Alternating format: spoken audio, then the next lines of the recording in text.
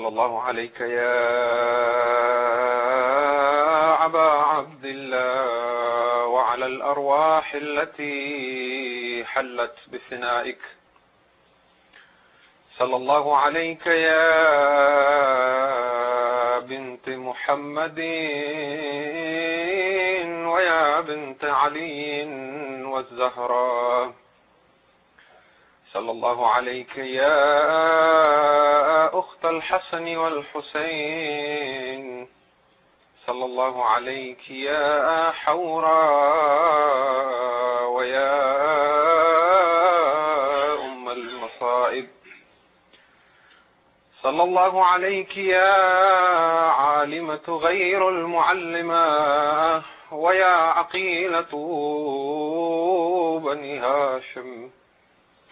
عليكم يا أهل بيت النبوة صلى الله عليكم وعلى الأرواح التي حلت بفنائك. عليكم جميعا سلام عبدا ما بقيت وبقي الليل والنهار. أما بعد، فقد قال الله تبارك وتعالى في كتابه: بسم الله الرحمن الرحيم.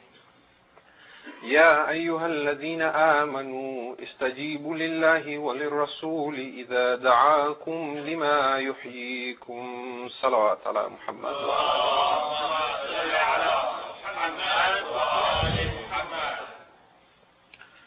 We have been discussing for the last 4 nights, this being the 5th, the subject of how to end negative suffering.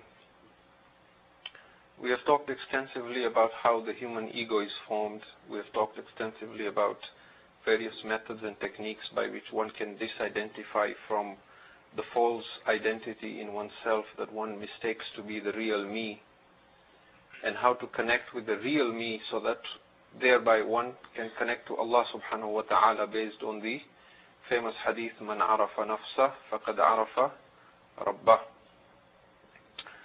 Tonight we are now drawing towards a conclusion. Tomorrow, as you know, is the day of Arba'een, and a large part of that majlis will be Masa'ib. I will, however, even tomorrow speak a little bit before the Masa'ib to conclude the subject. And tomorrow, inshallah, I will talk about what it means to be enlightened and how an enlightened person lives in this world, and the change that we would witness as an enlightened person, how we would see ourselves differently, how the world would appear different, and how Allah subhanahu wa ta'ala would be different in our perspective and how we relate to Him. What I wish to do tonight is complete some of tie the loose ends that we left. There is still a lot of curiosity from you based on the feedback I'm getting, that we don't quite understand what you are trying to say when you say disidentify from the thinker in you or disidentify from the mind. The problem is we are trying to understand this with the mind, and the mind will not let us understand what it is in trying. The mind is the problem. And what I'm trying to suggest is understand not with the mind, but with your being. And that sounds very strange, because I understand I'm asking you to make a radical change in consciousness. I'm asking you to use a different means of becoming aware and realizing other than the mind. But with practicing some of the things we have discussed, it is indeed possible for a person to realize and become aware of things without using the mind. As much as it sounds impossible, it is possible. But it cannot be done with the mind. The moment the mind jumps in and says, how is it possible? You see there is resistance. And that's where the problem is. When we in our very first night, when we talked about the causes of suffering, we said that when a person does not make an effort to change, when a person does not try to overcome this illusion, then there are certain results that will come out of this suffering. There is a price to pay when one stubbornly refuses enlightenment, especially when one becomes aware of the need for it. So what we will do tonight, inshallah, is we have talked about the causes of suffering. We've talked about different methods. We'll introduce one or two methods as well very briefly. But the main subject we want to talk about is what is the price you pay when you refuse to give up negative suffering, when we refuse to connect to Allah subhanahu wa ta'ala. And we mentioned on the first night there were two prices to pay. The first price that we will pay is for the rest of our lives we will expect happiness to come from other people and other things instead of this happiness coming from within. The second price we will pay is we will confuse our life with our life situation. And if you recall, we said life situation or life circumstances are what happens outwardly in our physical existence in this temporary abode, which means where we were born or where we studied or what university we go to or where we work or what we do for a living or whom we are married to or who our children are or how many children we have or what our income is or what illnesses we suffer from or how we will die ultimately. These are all life circumstances. These are life situations. In the grand scheme of things, they don't play that important a role. They are means towards an end. Once we die and the illusion drops, this then fades away like a dream. Then there is the real life, the real purpose of our existence, fulfilling that reason for which Allah subhanahu wa ta'ala created us, which is our life. So the second price that one pays is one confuses life with life circumstances, and then one is in constant pursuit of circumstances instead of real life. So let us begin with the first price to pay, which is expecting happiness to come from things and people other than within ourselves. You will recall that when we talked about how the ego is formed on the first night, we said that an infant not having an ego through conflict begins to develop a separate sense of identity, and that is the I being different from the rest of the world. And it creates a boundary around itself that we call the ego boundary. And as this child begins to grow and attain puberty, it becomes increasingly lonely because the ego boundary becomes more solid. And it may appear as if a youth or a teenager is very happy and very comfortable with life, but that is because they have gotten used to that. But the disconnection is so solid and permanent that they have forgotten what it was, the joy and the exhilaration of being connected to Allah subhanahu wa ta'ala. So there is a strong boundary that keeps one in isolation as being alone. And that sense of loneliness is not detected. Then one fine day, this young person meets or sees someone, hopefully of the opposite gender, and I'm in Canada, I have to say that.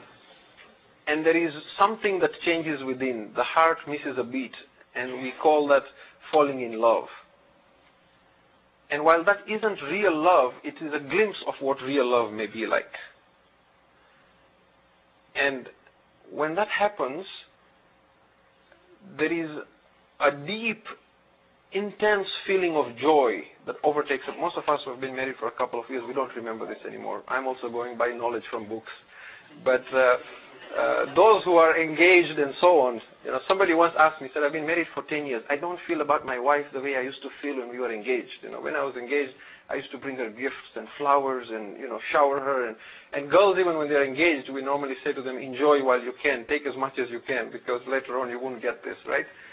So so this is the question, why isn't that feeling there anymore? And that's because that initially is not real love. That's an infatuation.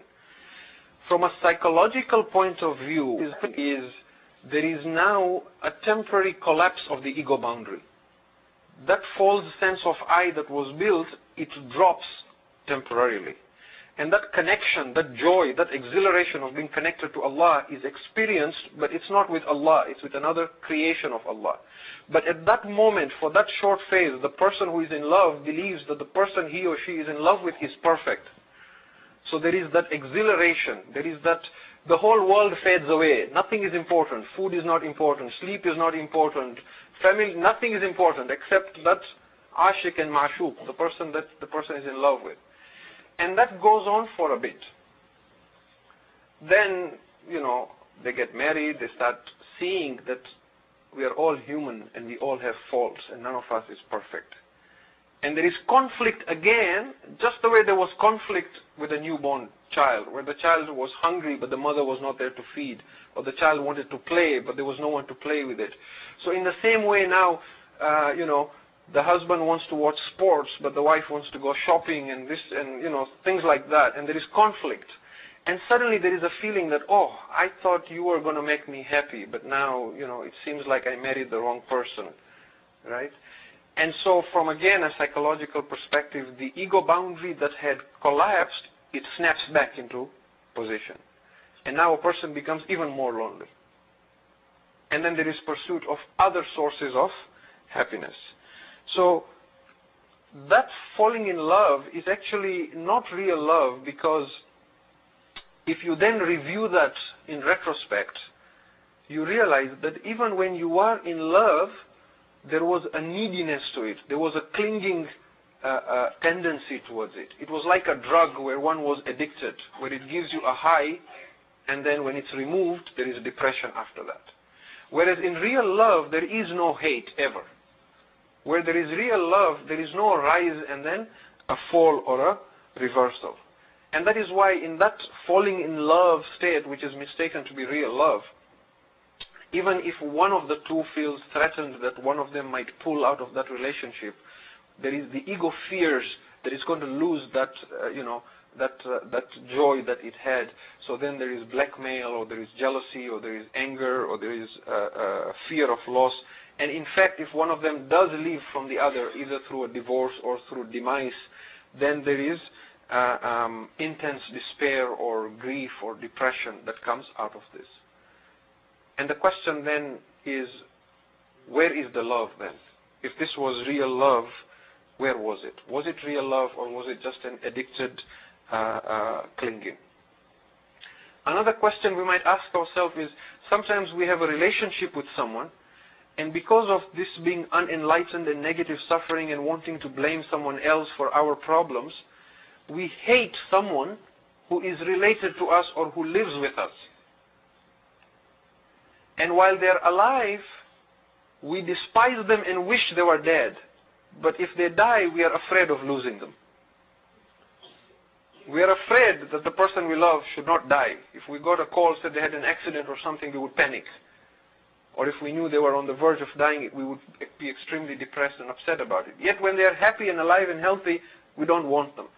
This shows that sometimes the love is not as real as we thought it was. So the question to ask ourselves is, am I waiting for another man or another woman to make me happy or to give meaning to my life? And love is something that all human beings need. The reason why we need love is because love makes us whole. Love makes us complete. And the problem is that we're looking for it in the wrong place. The real love that every creation of Allah subhanahu wa ta'ala is seeking is actually the love of Allah.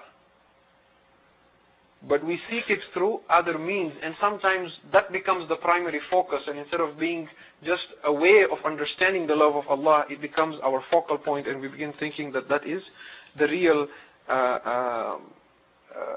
love that we need. And so everybody needs love to be whole, but human beings have this mistaken identity that I need another man or a woman to make me happy. So if one relationship doesn't work, they try another relationship. If that doesn't work, they try a third relationship.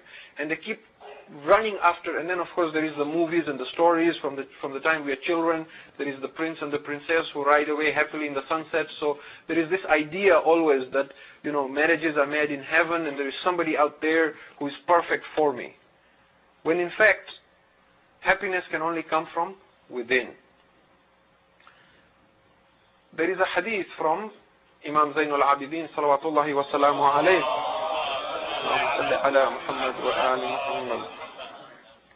in which he says that even if the whole world were to die, if everybody in the world was to die, and I was left all alone, so long as I have a copy of the Quran with me, I will not be depressed. You see? And this is something to think about. Many of us forget about the world dying. We cannot stay at home alone. If we're left for a few hours on the weekend at home, we get extremely agitated and uncomfortable. We need to call somebody, speak to someone on the phone, switch on the television, go out. We can't stay alone, right? And the Imam is saying, if the whole world, imagine the whole planet just vanishes, and I'm all alone on the whole planet. He says, I will not be depressed. That means he is so connected to Allah subhanahu wa ta'ala, he does not rely on happiness or love as coming from somebody else. There are times, however, even though we may have a partner in life, it may be, a wife or somebody, related to us, a parent or a child, and we may not, for example, get along, or we may have conflict, or because the minds are trying to dominate each other and take power over each other, there is this constant strife and negative suffering. There are times where we may get glimpses of what it means to know what real love is. And you will notice that only happens when the thinking is suspended. For example, it may happen during physical intimacy. It may happen during the birth of a child. If, for example, man and wife, and the child is being born and they are both in the same place. During that time, they are so present, the mind is not playing games. There is no drama. So you will see, there is true love being shared. Or, for example, if there is somebody dying in front of the children, or between a husband and wife, and there is a parent dying in front of them, there will be love between them. They will come together as a family, and they will understand. They will not be communicating with the mind. So you will see again a witness of true love momentarily. Or, for example, between husband and wife, if one of them is suffering from an illness and it is known that one of them will not live long enough, for example, then again, during that time that they are trying to come to terms with what is happening, there may be intense and real love that is shared. Because again, there is so much presence that the mind is not playing games. It is suspended for a while. The ego goes on hold. And now the communication is really from heart to heart. It's not just two minds trying to dominate each other. But the moment that particular affliction is gone, and the ego again comes into play, then again the drama starts. You will see, for example, if somebody has passed away, the whole family gets together and there is a lot of love and understanding and compassion and humility and sympathy.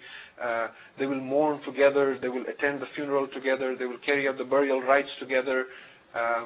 And while they are mourning, while they're in the hospital coming and going together, while they're attending the funeral, you will see there's a lot of love. And there is genuine love for each other.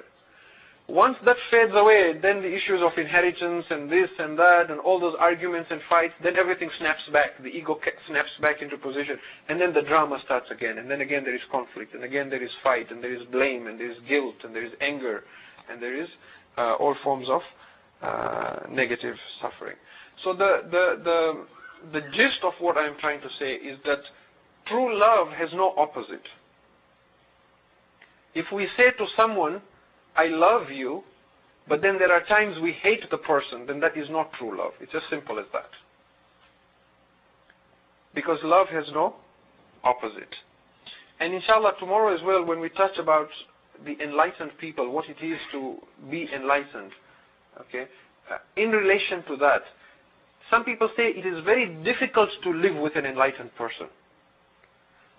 Or to put it differently, it is so easy to live with an enlightened person that most unenlightened people cannot bear to do that. Because it is so easy.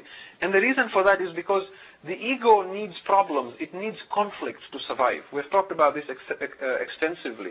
That the mind needs drama. It needs some pain in order to survive. And when we have to live with an enlightened person, the enlightened person does not give us that opportunity to engage them in drama. And so when one person is arguing and expecting an argument back so that the ego gets sustained and fed, and the other person being more enlightened does not argue back, it's very upsetting, it's very frustrating because there is resistance to the mind. The mind needs a fight. The mind needs that when I argue, you argue back. When I'm defensive, you defend back. But here there is a very, because the ego is threatened that there is a danger it might collapse if it doesn't get a conflict in return. However, we have said that there are three ways in which our minds plays games: attack, defense, and withdrawal. Now, sometimes we withdraw from an argument and we think we are enlightened. But that withdrawal is based on resentment. So that also is drama and negative, even though it may appear as if we are more enlightened. And in a typical scenario, not to stereotype, but men, as I said, tend to have this problem, whereas women tend to express emotion more. So men tend to often see women as being emotional or irrational, for example. So a typical scenario would be where the wife may complain, or may criticize, or may say something sarcastic, or may blame. And the husband, instead of arguing back, will withdraw and get quiet, and sulk, or just stop talking, or just walk away, or just ignore. So here is the million-dollar question. If I don't let someone engage me in an argument, how do I know? Is it because I am as unenlightened as the person arguing with me and I'm simply withdrawing in resentment? Or is it because I am so enlightened that I don't let the person engage me in an argument? Because it's difficult to judge for oneself. The answer to that is, when you become quiet and you don't let someone argue with you, do you feel resentment in your heart for the person? If the answer is yes, then we are as unenlightened as the other person. If you feel no resentment whatsoever, and I'm not talking here about religious matters, to like people because Allah likes them, to hate people because Allah hates them, that is a different matter altogether. Love and enmity for Allah and His Messenger and the Ahlul Bayt is a different matter altogether. That is not personal. I'm talking of personal issues here. If we feel only love for the other person, then that can be said to be as being more enlightened. But if that feeling of love is not there, if we feel, for example, somebody argues with us, we state our response clearly, firmly, politely. It doesn't have to be, again, husband and wife. It can be just two mu'mineen at the mosque. It can be in any society. It can be at work. It can be at school, at university. Somebody argues with you. You state your position clearly, firmly. You explain and say, your behavior was not acceptable or not beneficial or not useful, in whatever manner that you may feel it will not offend the other person and create more argument. And then you move away from that argument. You don't let the person drag you into the argument.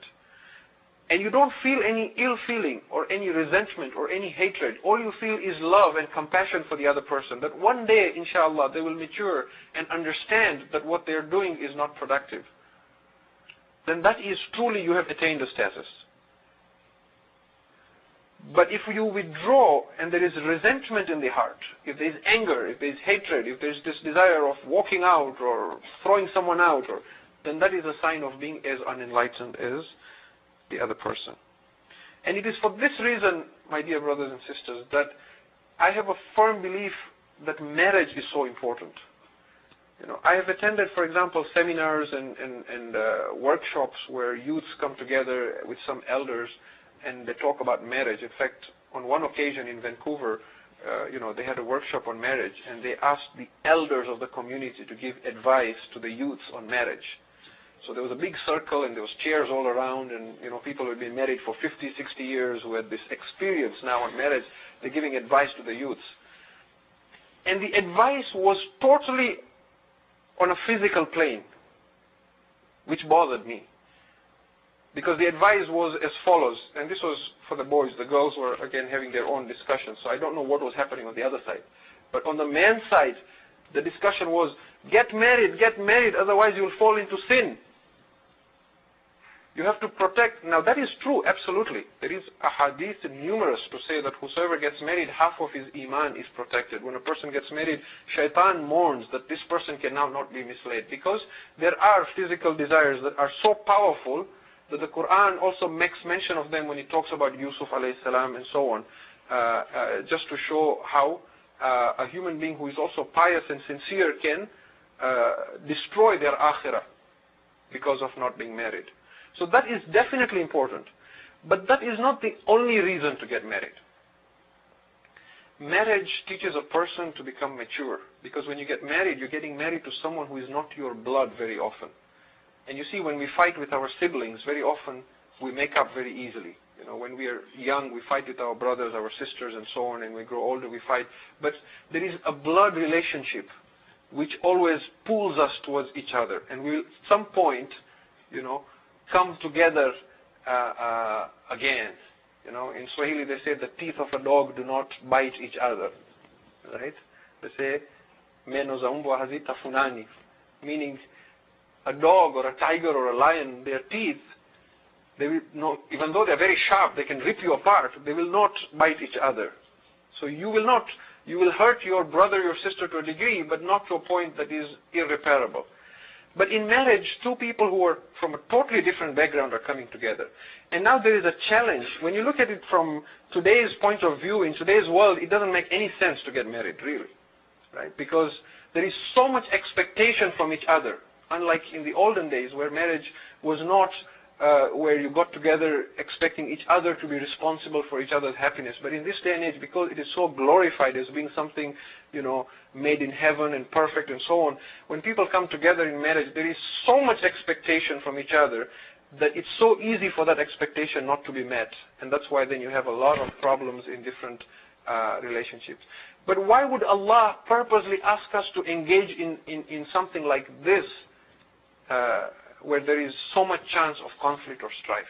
It is precisely for this reason that when we go through suffering or afflictions or challenges in life, we mature, we learn, we see our own faults, we grow out of it. You can learn more from 1 year in marriage than 10 years on an island sitting all alone in meditation under a palm tree, right? And I've seen people who have gone to universities and had degrees and degrees, but if they're not married, when you talk to them, they don't have that maturity of thought. They're just not, as you will see that they haven't, you know. And when a person has been married, you will see, especially if they have struggled and used compassion and love and tolerance to make that work and not give up on that relationship, you will see there is tremendous maturity in that person.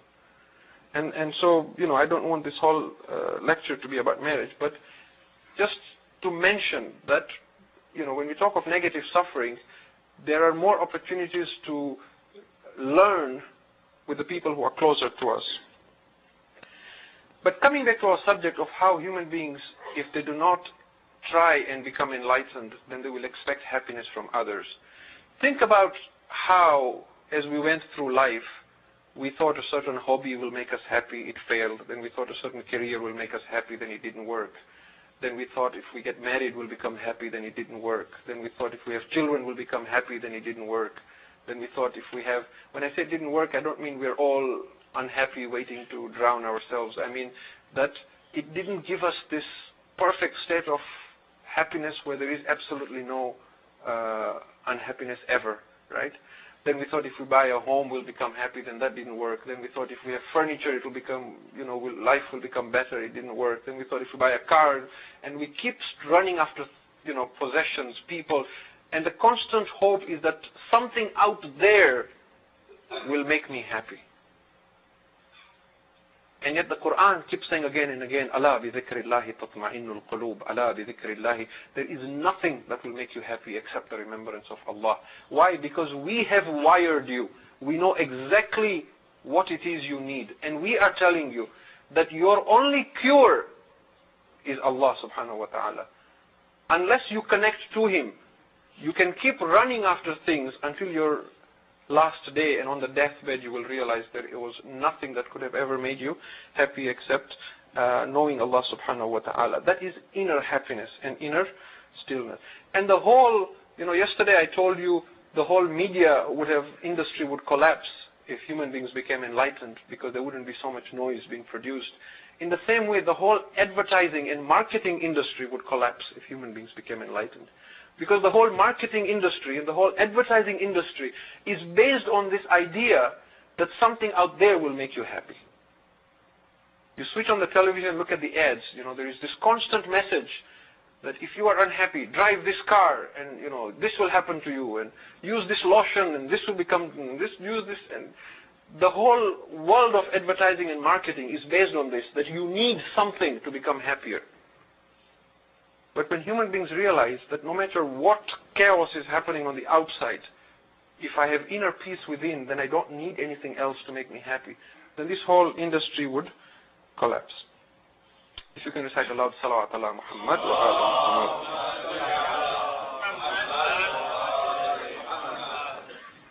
So as we said, that because most of us start off being unenlightened, and that's normal as we struggle to become enlightened, our focus tends to become on our life circumstances or our life situation rather than our life itself. And when all is said and done, and when we have suffered enough, and when we are on our deathbeds, then only do we realize what is it that truly matters in life, and what was it that really counted at the end of the day. So outwardly, there is nothing wrong in attaining mastery in this or that, or becoming good at this or that, or practicing this or that, or having a certificate in this and that, and that's all fine. But what is real life versus what is just circumstantial needs to be kept in mind, so that when we seek fulfillment, we don't seek fulfillment from circumstances, we seek fulfillment from life itself. And people are constantly looking for happiness where it cannot be found.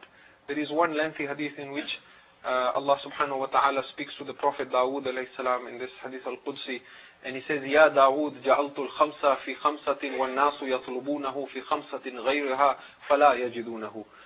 O Dawood, I have kept 5 things in 5 things, but people are seeking these 5 things in 5 other places, and that's why they never find them.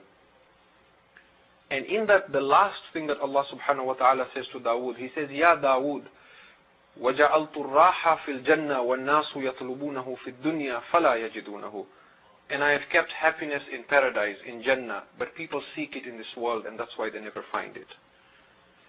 And Jannah, my dear brothers and sisters, when you speak to the mystics, they will tell you it is attainable even in this world. You don't have to wait to die to experience Jannah.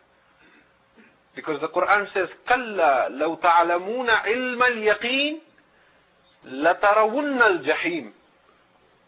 If you had firm conviction, you would have seen the fire of hell.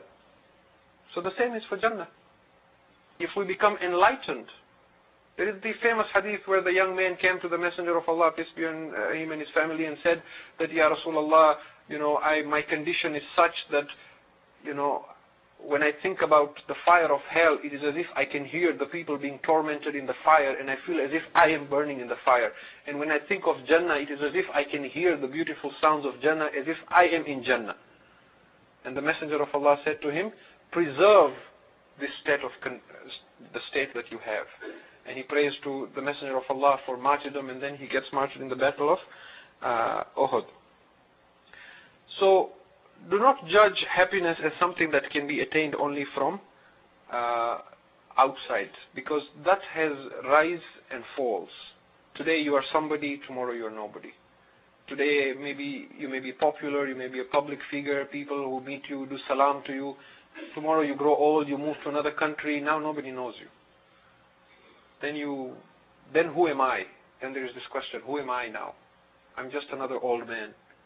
I walk in, I sit, nobody looks at me, I leave. Nobody cares who I am anymore. And there are a lot of successful rich people who are living on tranquilizers, So our yardstick of happiness, and especially sometimes when Allah blesses us with affluence, there is this illusion that something out there, let's try this thrill, or let's try that thrill, or let's travel here, it'll be fun or happy, or let's do that, or if only I had. How often do you hear people saying, if only I had this much money, I would retire. If only I had this much money, I wouldn't ask for any more. If I had $1 million, I'd go and live on an island somewhere and I'd never complain. But even if we were to do that, after a few weeks, you have a nice small island of your own, white, sandy beach, palm tree, no stress, cool breeze, beautiful weather. It's 2 weeks, 3 weeks, 4 weeks, 1 month, 2 months, 6 months. And then you'll get bored out of your mind. And then it's like, so now what? What else is there to life? And then become even more depressed. So when a person thinks, I have attained something, I am someone now, I am important, I am special, I am a VIP, and the world owes me something, and then they become depressed. There's still, something is still missing in life. At least the poor person has this illusion that if I become rich, I'll become happy. So he's running after something, that one day I'll become a millionaire, then I'll be happy. But to be rich can be even a greater affliction, because now you have the $1 million and you're not happy. So what else is there now? Social status maybe, perhaps becoming somebody greater, and nothing seems to. And this is the secret of all the different things in Islam. Salat, Sawm, Zakat, Khums, Jihad. Salat is to teach us to be present all the time. Disassociate from the ego. Sawm is to detach from food, for example. This idea that food will make me happy. Right? Or this being enslaved, for example, by the desire of food. Zakat, Khums is to help us detach from wealth so that we don't feel that wealth is the cause of our happiness. Jihad is to detach us from our lives so that we don't think that I'm attached to my life. There should be nothing that we are not ready to surrender to Allah subhanahu wa ta'ala. When we reach a state of enlightenment, when we reach a state of perfection, there is still the desire to improve, and that will continue on the outward. But there is no longer an illusion that I need something or someone to make me happy. So when we are free of wanting to become this or that in order to have inner peace, then we don't seek anything permanent in the world. Loss or gain or birth or death is not such of great consequence to us. We don't demand that people or places or things or possessions should make us happy, and then when they don't make us happy and we suffer and they don't meet our expectations, then we despair and we become depressed. This is a brief summary of the results of one who does not become enlightened. And this will continue, my dear brothers and sisters. For as long as we refuse to give up any form of negative suffering, we will continue seeking happiness outside our lives. Now, because of the limited time, again, very quickly, I want to mention one or two techniques, again, by which one can disidentify from the ego and one can remove negative suffering and discover Allah subhanahu wa ta'ala. And I'll be very brief because each one of these methods was going to be a separate majlis in its own. One technique is afflictions. We all suffer at some point. We all go through some bala or the other. And very often when that happens, there is this question, why is this happening to me? Sometimes it is so intense, we feel as if we are going mad. We seem to lose control of our mind. We feel like something is happening to me that shouldn't be happening. And then even after we recover from that, we start looking at life and nothing really seems what it was. Okay. Now these afflictions that Allah sends our way have a deep secret, and they are meant primarily, outwardly we may have other reasons, that this is a test from Allah subhanahu wa ta'ala, that this is a way to test our faith, how sincere are we, our patience and so on. But from a deeper mystical perspective, the purpose of all afflictions is to disengage the ego. If an affliction was extremely severe, for example, if somebody was suffering from suicidal depression, if they hold back and they surrender, then instead of committing suicide, they can become enlightened. At the point of severe depression or despair, you are one step away from suicide, but you're one step away from enlightenment as well. If the ego collapses totally and completely, then the person who wakes up from there is a completely new human being. Because Allah then has taken possession of that body, and that person then becomes totally in control of Allah subhanahu wa ta'ala. So to know Allah, one must experience death. Whether we choose that to be the death of the ego while we are physically alive, or whether we wait until the time we physically die and then the ego collapses. It may be equally frightening to the ego, it may be equally painful to the ego, but once we wake up from that, then we realize it was an illusion. And this might explain the hadith of Amir al-Mu'mineen alayhi salam, where he says, Allahumma salli ala Muhammadin wa ala Muhammad. He says, this is in Nahj al-Balagha, he says, expect relief at the tightening of the chains. When life becomes extremely difficult, then at the breaking point is where you should expect relief. Just by holding back. One question comes up from this. is there a difference between happiness and inner peace? And the answer is yes, there is a big difference. Happiness depends on outward circumstances being positive, outward conditions being positive. We are happy when we are healthy, when we have enough money, when our loved ones are with us, when we are living in a country that is safe and secure, when we have a good income, a good job, there is peace at home, then we are happy. So happiness depends on conditions being positive. Inner peace does not need outward conditions to be positive. Outward conditions could be totally negative.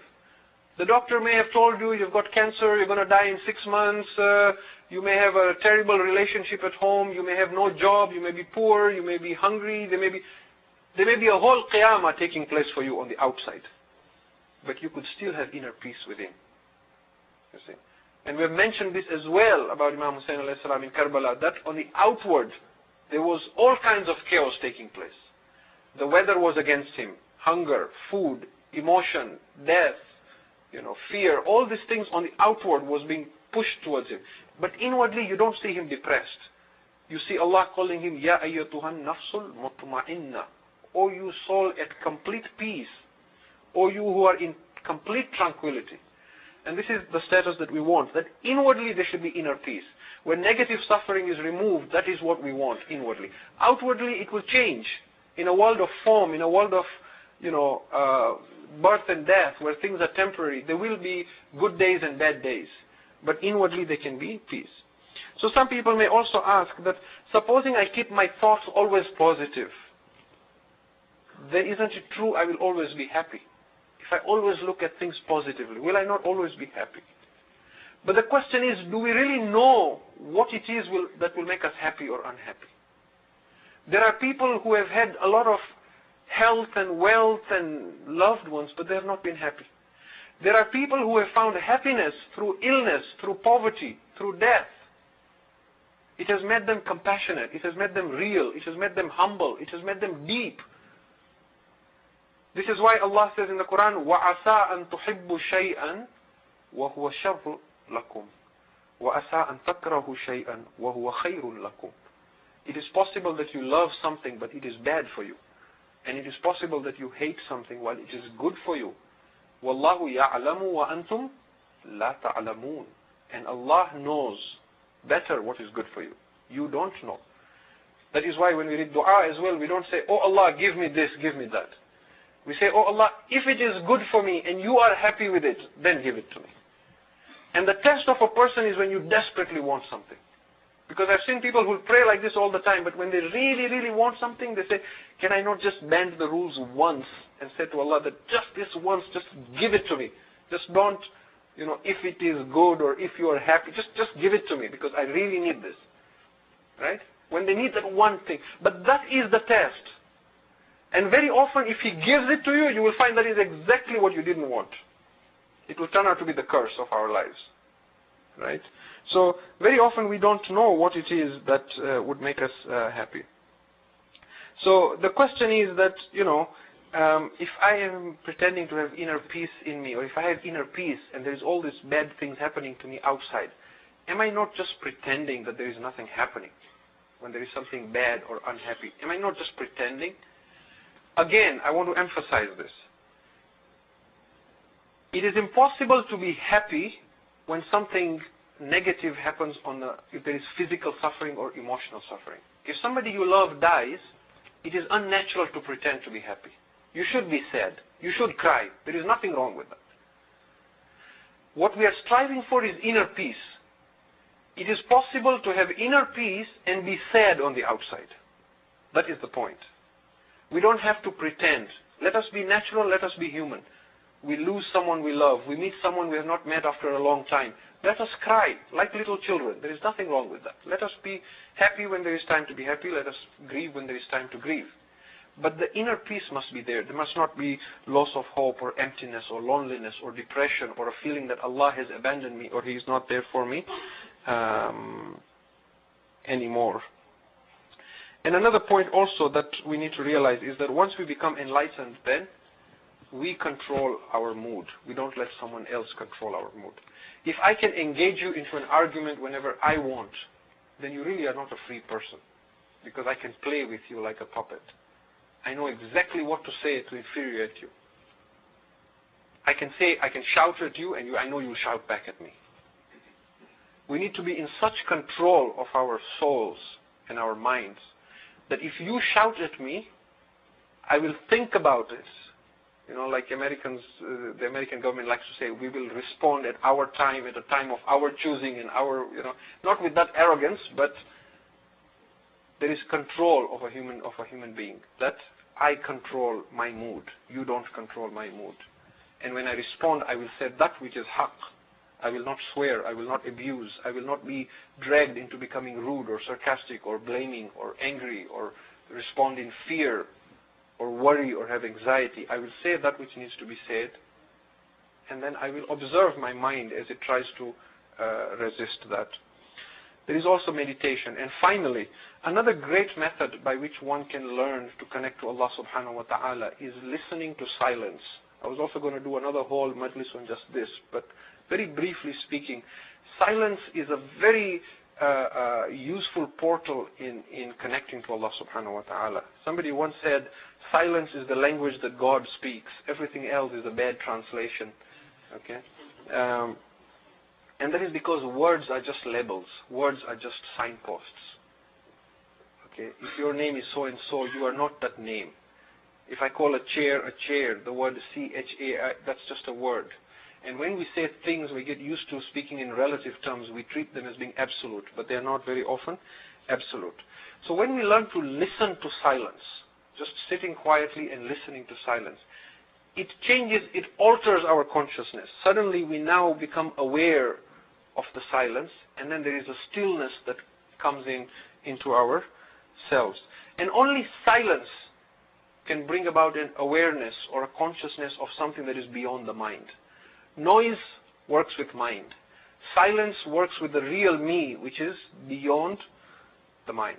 And because the mind resists giving up the ego, that's why you will see the mind always wants noise. If you're alone, the mind will say, I'm bored, switch on the television, do something, make noise. People are not comfortable being alone. That is because of the resistance to silence. And once we have learned how to sit quietly and listen to silence, then learn to listen to silence while there is noise taking place. You're talking to someone, there is a dog barking at the back, you are aware, you are hearing that sound. There is silence also behind that, you are also listening to that silence. There is a child laughing, you are hearing that as well. There is a clock ticking, you are hearing that as well while you are talking to someone. You are there, you are fully present, but you are learning to hear exactly what's around you. And you're learning to hear even the silence between people's words and people's comments. And when we learn to acquire this kind of a character, then we find it extremely useful, because now we are constantly with inner peace. Even when you go for Hajj, for example, and you're doing tawaf, and there is that chaos and there is that confusion, if you're in the mind, it's frustrating, because you are thinking only in terms of this one's pushing me and I need to push back, or watch out for this. But when you're not in the mind, when you're listening to the silence, and when there is stillness within you, then even in that noise, there is silence that you can tap into. And it will immediately stillness within us. So silence that is outside creates stillness that is inside. If you can recite aloud, salawat ala Muhammad wa ali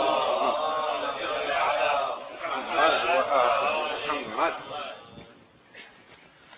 Tomorrow, inshallah, we will conclude the subject, and we will wrap it up so that the whole discussion is complete. We have been talking about the Masaib of Ali Muhammad from the first day, and we talked about their journey to Kufa and to Sham. Last night we talked about Sakina bint al-Hussain. Tonight we talk about the return of the Ahlul Bayt alayhimus salam from Sham back to Karbala, and then tomorrow, inshallah, we talk about their journey back to Medina. We are told that after the demise of Sakina bint al-Hussain, the people of Sham became more and more aware, because they were kept in ignorance for a long time by Abu Sufyan and Muawiyah. And as the people began realizing, who are these people? These are the grandchildren of Rasulullah that have been brought as prisoners. there was a popular now discontent with Yazid, and people began complaining constantly, and they came to find out that the daughter of Hussein has died in prison and has been buried there, and so on and so forth. Hind, the wife of Yazid, reports, she says that one night I woke up and I found Yazid was not sleeping in his bed. So I went looking for him. I found him sitting in the dark corner of a room. It was a dark room. He was sitting all alone. He was beating his head on the wall and saying, Ma li walil Hussein, Ma li walil Hussein. What did Hussein do to me that I had to kill him? What did Hussein do to me that I had to kill him? So Hind says, I said to Yazid, Oh Yazid, what is this condition of yours? Why are you not sleeping? So Yazid says, how can I sleep? Every time, I cannot sleep. Every time I try to sleep, I see the Prophet of Islam coming to me and saying, Oh Yazid, why did you kill my grandson? What did he do to you that he deserved this? Why have you imprisoned my children? He says, I cannot sleep even. I am suffering to that degree. So Hind says to Yazid, Oh Yazid, why do you not free them then? Why do you keep them in prison? Let them go if that is what is tormenting you. And Yazid calls the fourth Imam alayhi salam and says to him, O Ali ibn al-Hussein, we have set you free. You are now free to go. Ask for whatever you want. It will be given to you. And the Imam alayhi salam says, we want the heads of our martyrs, of our shuhada back so that we can bury it with the bodies. We want the things that your people looted from us in Karbala. We want the dress and the handkerchief of Fatima alayhi salam. We want the cradle of Asghar that you burnt and you took away from us. We want the rida and the hijab of our ladies that you took away from us. Yazid says, I will give you all this and I will give you more. And the Imam refuses and says, we don't want anything from you except this. So he goes back to Zainab alayhi salam and says to her, my dear aunt, we have been freed and we can now go back to Karbala and Medina. Zainab alayhi salam, she is the one who is creating this revolution. You see, the Prophet could not destroy Abu Sufyan directly. Ali, being a man, could not destroy Muawiyah directly. Hussein, being a man, could not go to Syria directly. And Imam Hussein knew this, so he took his ladies with him. People say Hussein went by accident and he didn't know he was going to be killed. Everything was planned to the minute. He knew that these ladies are the ones who will create this revolution. Zainab alayhi salam says to Imam Sajjad alayhi salam, I will not leave Sham until I have done matam for Hussein here. She is letting the people know what has happened. And so for 3 days, the Ahlul Bayt alayhimus salam, they take a place in Sham and they have matam for Hussein. They cry for him. The women come and console the other women. The men come and console Imam Sajjad. And the ladies, as they talk to them, they begin telling them, we were kept hungry and thirsty. This is what they did to Asghar. This is what they did to Qasim. This is what they did to Akbar. This is what they did to Hussein. And as people learn this, they become more upset and more angry with Yazid. Yazid, now realizing he is in danger of losing his power, he now calls Imam Sajjad alayhi salam after 3 days and says, you must now leave Damascus. You cannot stay here anymore. And he calls a companion of the Prophet called Nu'man bin Bashir. He says, Oh Nu'man, you are in charge of this qafila of Hussein. Take them back wherever they want to go, to Karbala or Medina. Imam again orders that we are a qafila that is in mourning. All our qafila must be covered in black. The mahmil is put up.